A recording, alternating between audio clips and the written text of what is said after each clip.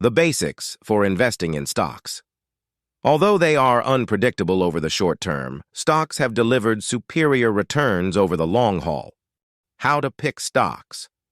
Broadly speaking, there are two basic approaches to stock picking, one based on an assessment of economic and market factors, known as a top-down approach, and one based exclusively on analysis of individual stocks, a bottom-up approach. Investors, including professionals such as mutual fund managers, sometimes combine both approaches in selecting stocks. Top-down approach. The investor begins with an analysis of the economy, markets, and industries. Trends in the economy, such as employment and interest rates, substantially influence company earnings. Because many companies operate all over the world, the analysis must often be global in scope. Stocks tend to perform differently at various points in an economic cycle. For instance, financial companies and home builders often do well early in an economic recovery, or even in anticipation of a recovery. Commodities-related companies, such as chemical and aluminum manufacturers, often perform well in the late stages of an economic cycle, when inflation tends to heat up and they can command higher prices for their products. Bottom-up analysis. There are numerous ways to pick individual stocks, some of them quite complex. In general, though, investors prefer companies that deliver solid earnings growth or those whose share prices are cheap relative to the perceived value of the company. Finding the best of both worlds, a rapidly growing company whose share price is cheap, is an even better formula for successful stock picking. Of course, that is much easier said than done. It's crucial to understand how stocks are valued. By itself, a stock's price tells you nothing about its value. A stock that trades for a nickel a share can be expensive, while a stock that trades for $500 per share can be cheap. As mentioned earlier, what matters is how much the share price compares with a fundamental measure, such as a company's profits or sales. Key measures of value-price-earnings ratio. The P/E ratio is perhaps the best known and most widely used yardstick to assess the value of a stock. The numerator, P, is the current market price of a stock. The denominator, E, is the company's earnings per share, which is calculated by dividing after-tax profits by the average number of outstanding shares of common stock. For example, a company that earns $400 million in a year and has 100 million shares outstanding has earnings of $4 per share. If its stock sells for $40, the P/E ratio is $40 divided by $4, or 10. The P/E ratio tells you how much investors are willing to pay for each dollar a company earns. You can use that number in a variety of ways to spot value.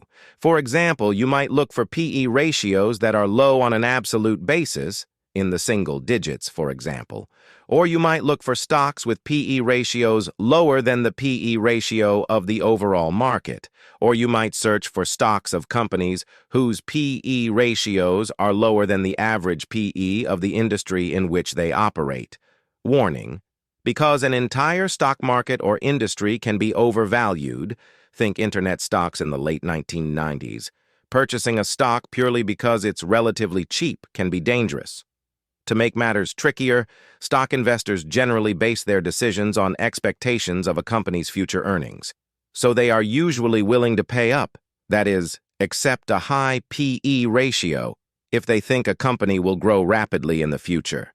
Because of this focus on the future, many investors calculate P/E ratios on the basis of estimated future profits, typically what a company is expected to earn over the coming 12 months. You can find earnings estimates on many internet portals, including Yahoo, Finance, http finance.yahoo.com, and MSN Money, http://money.msn.com. Price-to-book value ratio. This method of valuing a stock is useful in certain cases and not so useful in many others.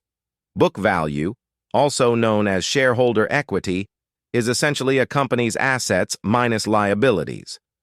Divide that number by the average number of shares outstanding to arrive at book value per share, then divide the share price by book value per share to arrive at a stock's price to book value ratio, PB. Compare a stock's PB to that of similar companies to get a sense of relative value. One instance in which price-to-book value is often used to evaluate a stock is when the PE ratio doesn't make sense. This may be the case if a company has no earnings.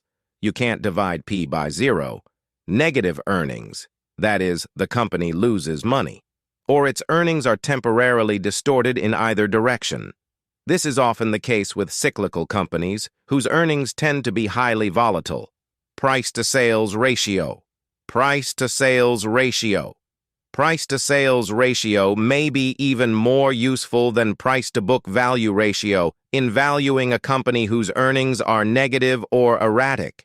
That's because sales are more stable than earnings, and because it's more difficult for a company to use accounting techniques to manipulate revenues than it is to use them to manipulate earnings figures.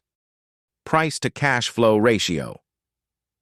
Use of this ratio to value companies is growing in popularity. Cash flows are more stable than earnings and, as with sales, are much less prone to distortions from different accounting methods. There are several ways of measuring cash flow.